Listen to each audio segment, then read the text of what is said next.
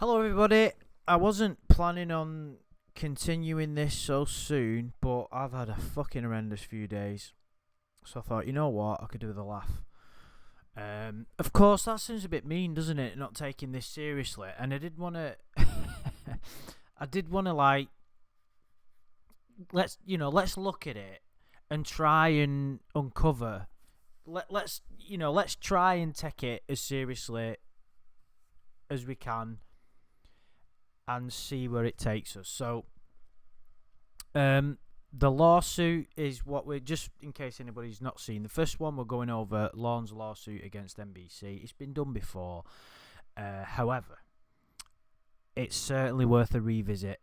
I've not personally gone over this in any detail before, but it's very interesting to sort of gauge somebody's state of mind, especially Lawrence, because of he's incarcerated at this point, and he is playing the full victim. He's a victim of everything, NBC, perverted justice, the police. He's the victim. He's vulnerable, and he's been taken advantage of. So, point 10, we've already done 9 points of him basically saying that his rights as a human being have been violated. And basically what he's saying here, let's just have a look. Number 10, violating journalistic code of ethics. Right, very few journalists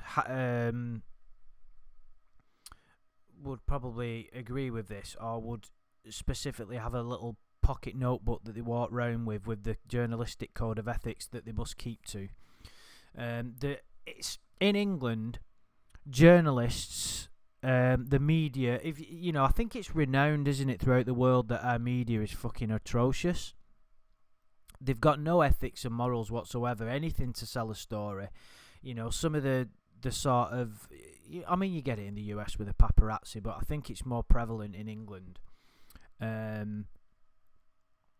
Of course, that's not to say all journalists are bad, have got no morals at all. It's just, they've got a job to do, haven't they? And generally, it's let's flog a story, and they don't really care.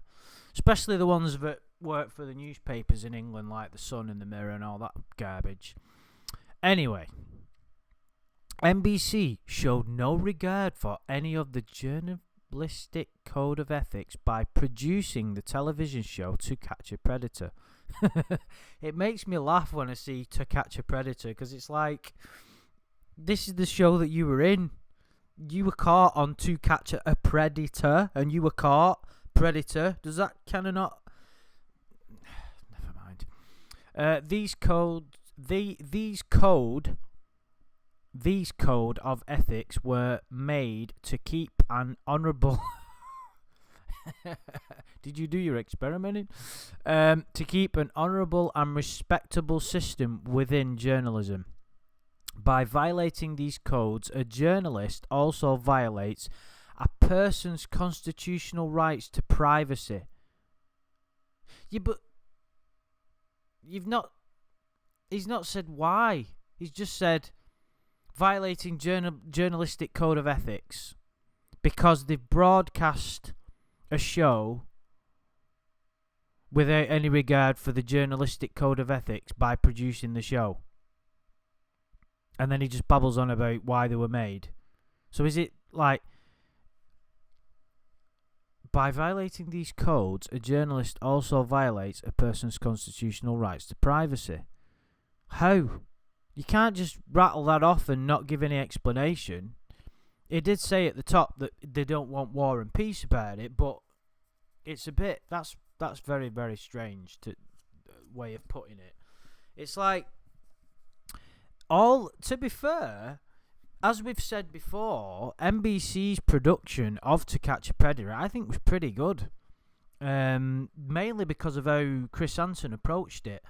He is a journalist, and part of what he does say, Lorne, is right. All they're interested in is ratings, but I like the way Chris Hansen approached it. He gave every one of them an opportunity to speak. He didn't judge them. He didn't go out there and say, right, okay, you were a monster and I hope you get sent down. He actually gave each one of them a chance to explain themselves. And, have you got an addiction? Have you got a compulsion? Do you need any help? I really like the way he approached it. So what he's saying to me makes very little sense. Anyway, let's go on to the next part. Deliberate indifference. Deliberate indifference? Deliberate... I don't even know what that means. Deliberate indifference. On said date, NBC persuaded police... I don't like the way that's worded. Persuaded police. It's like they were kind of... it's kind of like they didn't want to do it, but NBC kind of waved a load of money around in the faces. NBC persuaded police to engage in arrest tactics for dramatic effect to make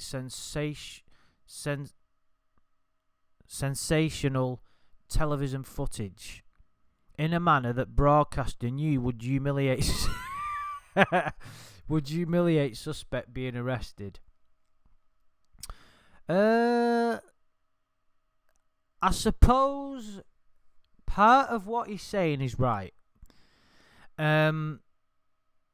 It does make for great television. I remember I showed somebody at work the lawn footage for the first time, and it was where, and that poor bugger's been bored to shit with all this recently. Well, not recently, but since I started my YouTube channel, the poor bugger. But anyway, when I showed him that footage for the first time of when he got caught in the sting, and when he walks outside the door, and the get down, and they're there with the guns. Now in the UK, our guns, we don't have guns. That those kinds of arrests do not happen in the UK, and when they, 1 in a million.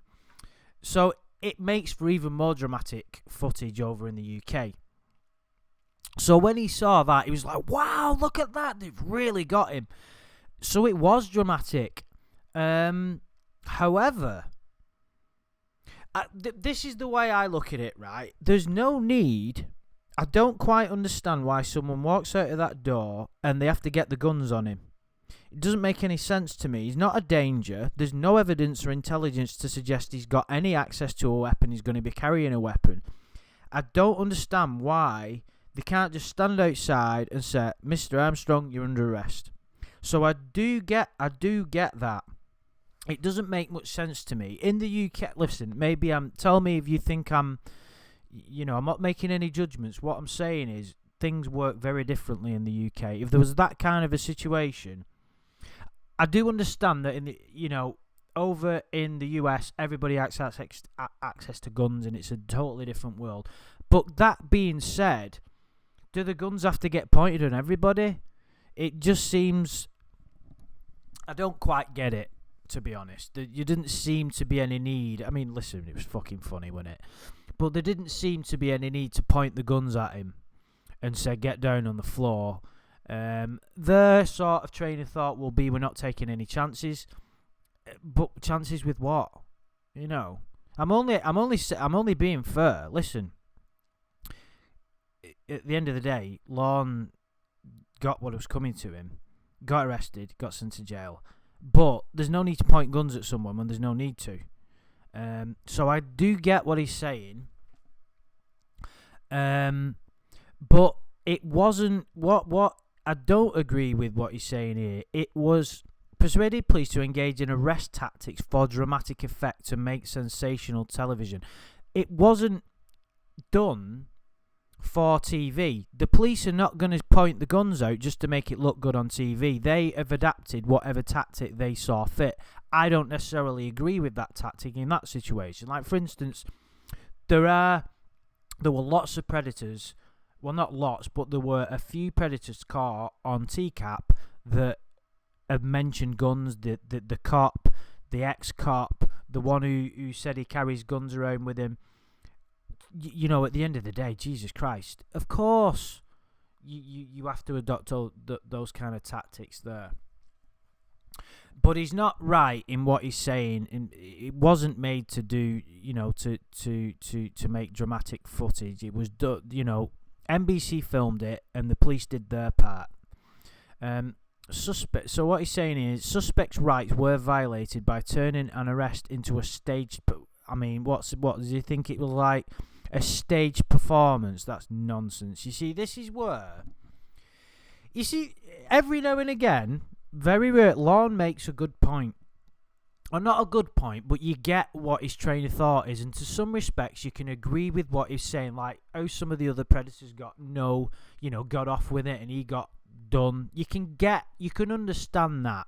It's a little bit like you or anybody listening to this. Let's say you decided to fucking rob a bag of chips out of potato chips out of a store for a laugh with your mate when you were a kid. You got caught, and got sent to jail for a couple of days, and somebody else did exactly the same thing and got completely away with it. You'd have been pissed off. It's the same here. It's just, when he whinges about the other people getting off. You get it, don't you? And with this, I understand what he's saying. Was there any need to point the guns at him? Probably not. And then he just comes up with complete nonsense, like suspects' right were violated by turning an arrest into a staged performance. It wasn't a staged performance. That's the way it happens in the US. You're under arrest, the guns get pointed at you. But he's saying that the guns were only there because NBC asked them to do it to make dramatic footage, which isn't true. Because for a start, I don't think the police department would like getting told what to do. There'd be egos involved, and if some production manager for NBC went, listen, can you do us a favour? Point the guns at him, make him scared. They'd be like, don't fucking tell us what to do. You know what I mean? I think there'd be a bit of that going on. Because you don't know there would have been some conflict between the police and the television show at some point. Disagreements on how to do things. They might have been pissed off because their resources were pulled. It does happen. So there's a small aspect of point number 11 where I get where he's coming from, and then he just destroys it by coming up with a complete figment of fiction, which is this part. Number 12, negligence. I can never say that word. NBC neglected all the civil rights violations that the show performed from the lawsuit by the sister of a victim of NBC's that committed suicide because of To Catch a Predator. NBC showed no care for the violations and performed another show in Bowling Green, Kentucky. This violated constitutional rights of the new victims preyed upon by neglecting to care about civil rights.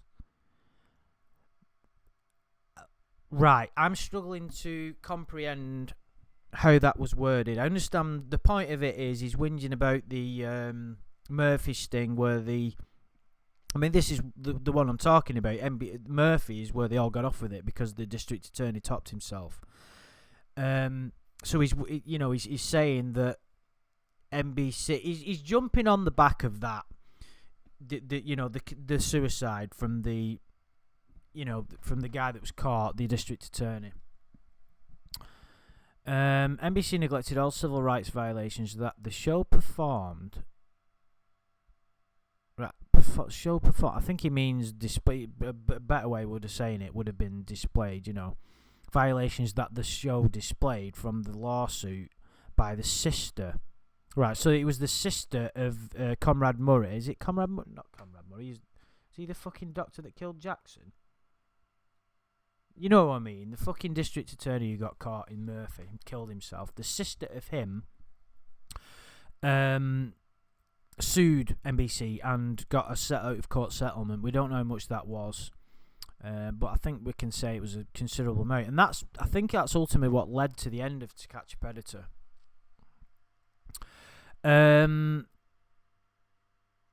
NBC neglected all the civil rights violations that the show performed from the lawsuit by the sister of a victim of NBC's that committed suicide.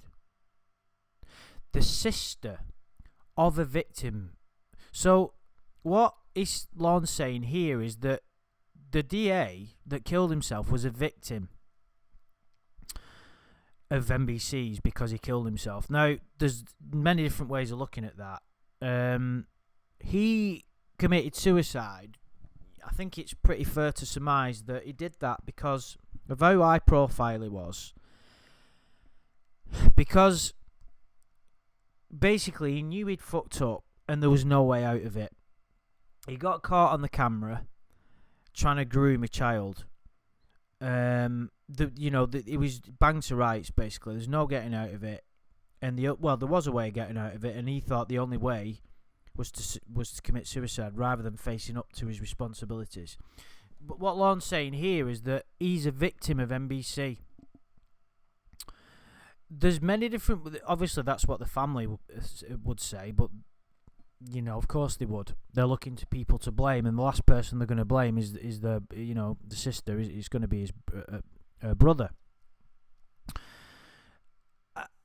It's a strange one. I don't want to. Well, let's not talk about whether it was fucking right or wrong about them. What they've done to him to kill himself. Let's talk about it's the lawsuit we're interested in here. Lorne is bringing that up. I don't quite know what context he's doing it. It doesn't seem to make much sense. I don't understand what that has got to do with him. As I understand it, the Murphy sting was the last one. So it was after. That was done after Lorne got busted. NBC showed no care for the violations and performed another show. Right, maybe it was after. Performed another show in Bowling Green, Kentucky. This violated constitutional rights of new victims preyed upon. New victims preyed upon. So he's saying that these people are victims. It's not victims preyed upon by neglecting. Victims preyed upon. That's how he sees himself, a victim preyed upon by NBC. And he's saying that because they caused this DA to kill himself, then they shouldn't be trying to find these people like him. It's just complete nonsense. He's jumping on the back of this to try and make himself look better and make himself look like a victim, and he's just trying to use it to his advantage. State exactly what you want the court to do for you if you seek relief which affects fact or duration of your imprisonment. For example, release from illegal detention, blah, blah, blah, blah. Award monies to the damage of $40 million, taking all information about Armstrong off their website and TV. 40 million. Wow. What? I saw a live stream that Clobbering Time did this morning, and it was mentioned, I think even someone mentioned it in the comment in my last video, that if it had come up with a reasonable amount, it may have been even considered because of the trouble that they had with the DA, but the fact that they just roll over and pay 40 million is just fucking ludicrous. I think it was asked why this specific figure was he arrived at this specific figure. As I understand it, at the time he did this, he was 40 years old, and it was £1 million for every year of his life.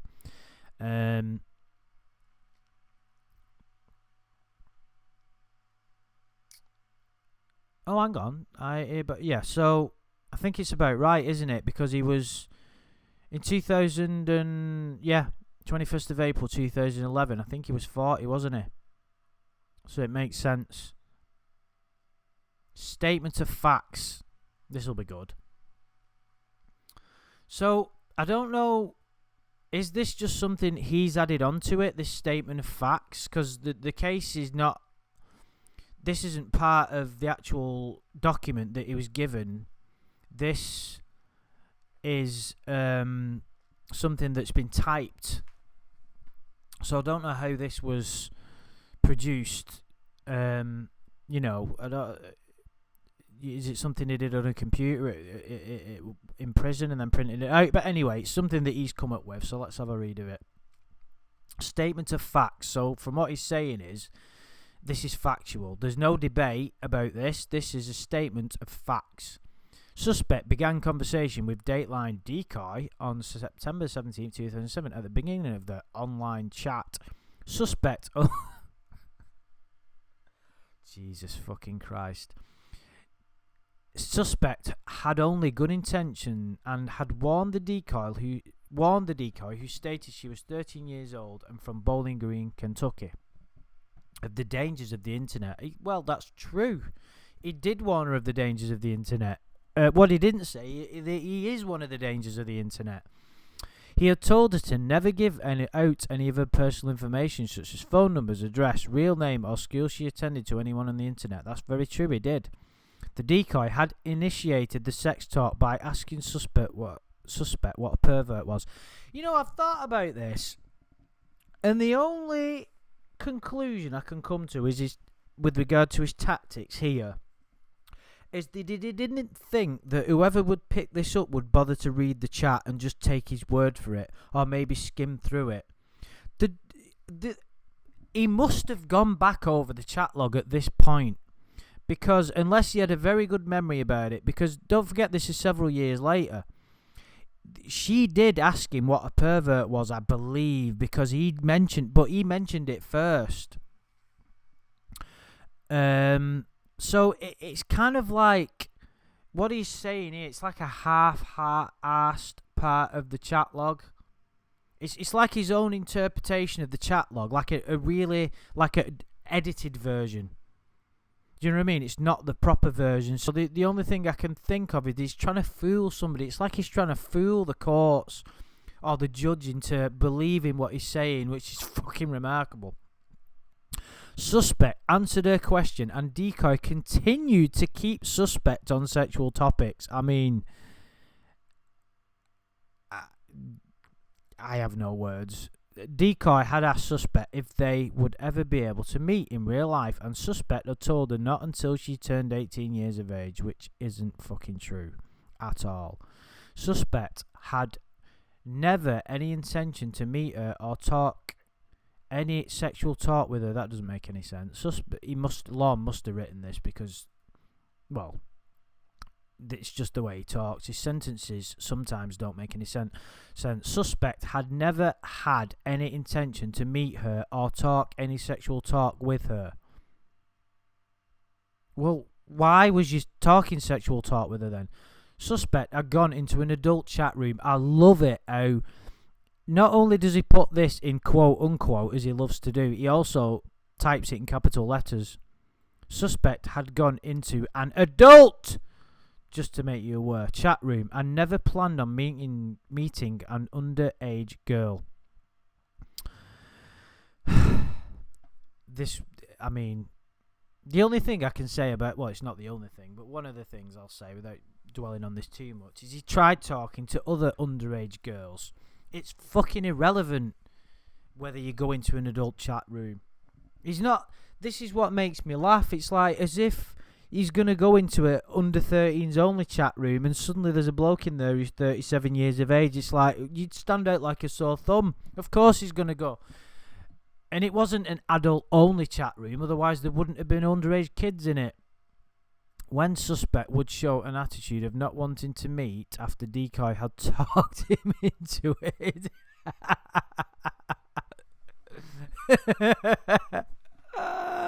This is brilliant. Decoy would use guilt trips on suspect to make him feel bad.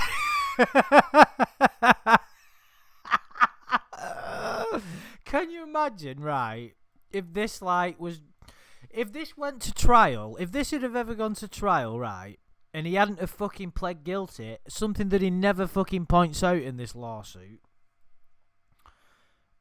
Can you imagine, like, how ridiculous that would have been in, like, a court case? Can you imagine if he'd represented himself and gone, well, the decoy made me feel bad.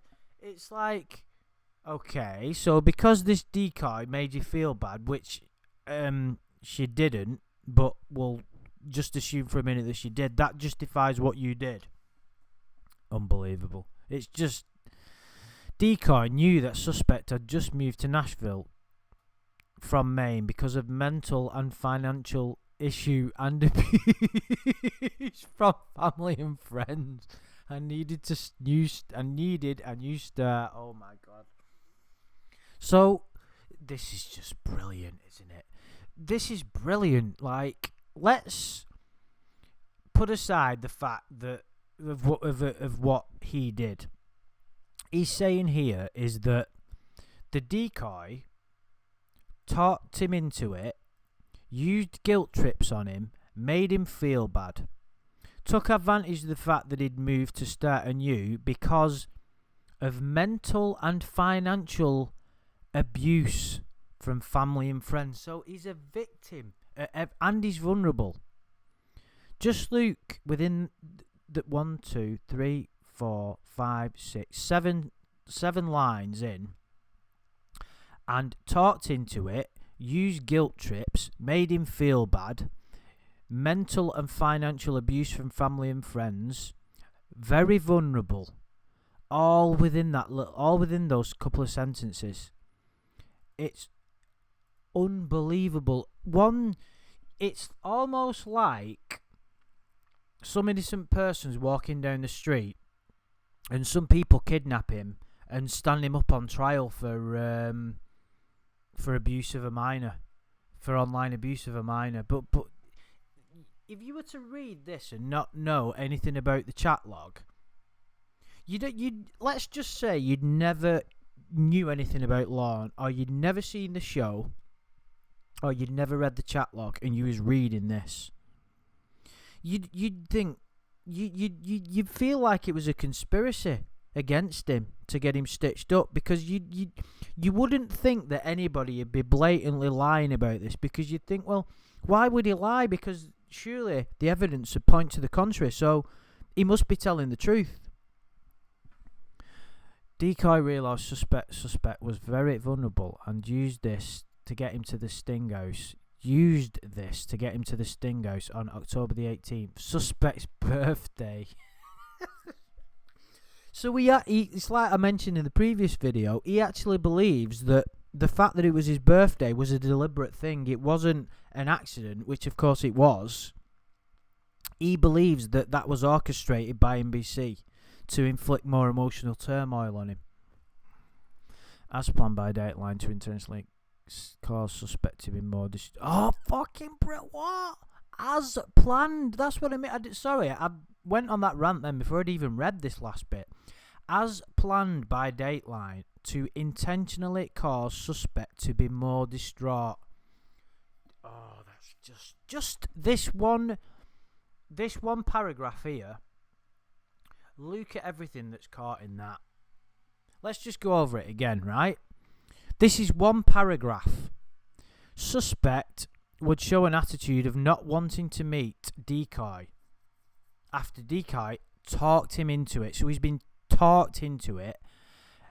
He's been guilt trips have been used on him. So in other words, guilt trips, what he's saying there is his good nature has been taken advantage of, and he's made him feel bad. So he's been attacked, he's been manipulated. They're taking advantage of the fact that he had to move because he'd been abused by friends and family, not only mentally but financially as well. And he needed a new start. So he's portraying, it's like a narrative of a good person who's been abused, he's been manipulated, he's been everything financially and mentally, not only by family but by friends as well. Everybody has been out to get him.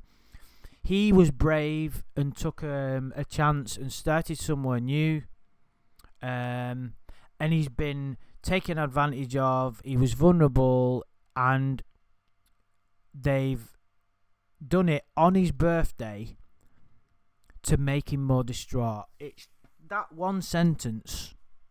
That's all you need to know. You don't really need to read anything else about these from these lawsuits. Just that one sentence pretty much sums up how he was thinking at that point. It's phenomenal. It's absolutely phenomenal. There's nothing quite like this. For someone to do what he did, or tried to do, and the stuff that he said and the situation that he got himself in, to come up with this is just rather remarkable. I find it interesting because we all as humans have an ability of self-deception. We all do it. And it's part of being a human being until you sort of step out of that mind structure that's been built up over thousands of years. Some people wouldn't be able to live if they didn't self-delude themselves. It's like a mate of mine. He used to live around here. He's moved now. And he's a nice guy. He's a really nice guy, but he thinks he's the greatest guy in the world. He's come from quite a humble beginning and all that. Nice guy, but very difficult to talk to because he thinks he knows best. You know, he tried telling me, I mean, just an example, a few years ago, he said, Andy, how many hours a week do you work? I said, 40. He says, no, you don't. You work 30, 35 because I've got a mate who does the same job as you. I said, no, Tony, honestly, I work 40. No, you don't understand. My mate works in the same job as you. And he told me he works 35 hours a week. I said, Tony, I fucking work this job. I know how many hours I work. And he still wouldn't have it. He still wouldn't have it. And I just thought, right, okay, fine, whatever. Believe what you want. You know, obviously it didn't come to blows. His son was stood there and just started pissing his sides. It was quite funny, actually. But he has to convince, because of his insecurities, because of the beginning he had and the things he's done, and he's made a few mistakes, and, you know, he made mistakes bringing up his son. The only way that he can get through life is by convincing himself that he's brilliant and that he knows everything and that he's great. And it's better to do that than put yourself down, but it's kind of the same way that Lorne, it's the only way he can get through life. Because deep down, if he was to face up with how he feels, this worthlessness that he has, it would destroy him. The pain and the reality of what it is, of his demons, are too much. He just can't handle it. Fucking hell, that's just unbelievable, isn't it? I can't get over that. Look at that. To intentionally cause suspect to be more distraught. Abuse from family and friends. Needed to start anew. You read that. Like I said, try reading that. And as difficult as it is, try to not put it that Lorne wrote it. Try to put it that somebody else that you don't know wrote that. It would be like a sad... You'd be starting one of them online petitions to get him freed. One suspect was at the Sting House before... How long have we done here? Wow, 33 minutes. Right, I'll tell you what. How much more have we got to do? Oh, this could go on for ages.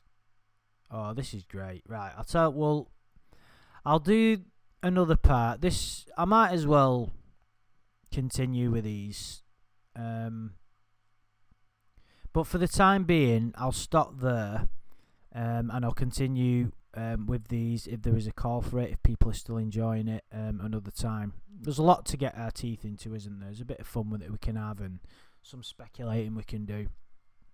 So, yeah, guys, thank you very much. Please let me know if you've enjoyed it, or if you've got any comments about anything I've said, and I'll speak to you soon.